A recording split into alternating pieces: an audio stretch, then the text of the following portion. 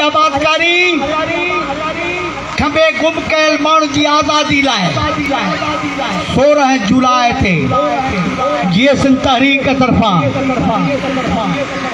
हैदराबाद में तारीख़ी रैली कढी वेंदी ऐं ही सिलसिलो बंदि न थींदो।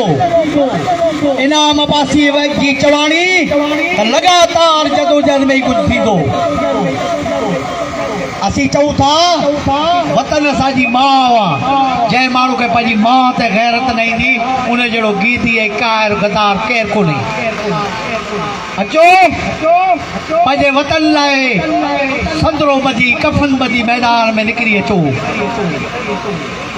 तव्हां जेकॾहिं पंहिंजे वतन लाइ विढ़ंदे मारे वेंदो, शाइर चयो जे तूं विढ़ंदे मारियो वेंदे हिन धरतीअ तां वारियो वेंदे दोदा तुंहिंजो साथ वेंदो, पर माण्हुनि जो वेसा न वेंदो, माण्हुनि जो वेसा न वेंदो। असांजूं ये पहिरीं कोशिश न आहे।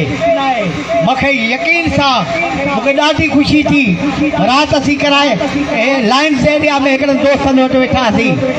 उहे नौजवान फ्रूट खपाईंदा आहिनि, पंहिंजी मज़दूरी कंदा आहिनि। जॾहिं उन्हनि असांखे प्यारु ॾिनो, मोहबत ॾिनो, यकीन करो त असां ख़ुशीअ में असांजी अखियुनि में यकीन कयो त उहे ॻोढ़ा अची विया। त उहे नौजवान जेके पंहिंजे पेट जे लाइ हिते कराची में आबाद थी आया आहिनि, उहे माण्हू जीअं सिंध खे केतिरो चाहिनि था, उहे ॻाढ़े झंडे खे केतिरो चाहिनि था। त यकीन कयो हीउ ॻाढ़ो कुहाड़ी वारो झंडो सिंध जी आज़ादी जी सिंध जी निजात जो बाहिस थींदो। हीउ ॻाढ़ो कुहाड़ी वारो झंडो अक़वाम मुतहदा में झूलंदो त असांजा थकल ईंदा। ऐं साईं जीअं साईं चवंदो जे क़याम मिड़ल त ओॾा भाइनि जी सुपरी ॾिया पोइ सॼण वाधायूं विसाल जूं। साईं चवंदो जॾहिं क़यामत जे ॾींहुं बि मूंखे को अची चवे त सिंध आज़ाद थी वई आहे त आउं सम्झंदुसि त हिकु पल बि न गुज़रियो आहे। अचो पंहिंजी धरती जी वारसी कयूं, अचो पंहिंजी धरती जी मालिकी कयूं।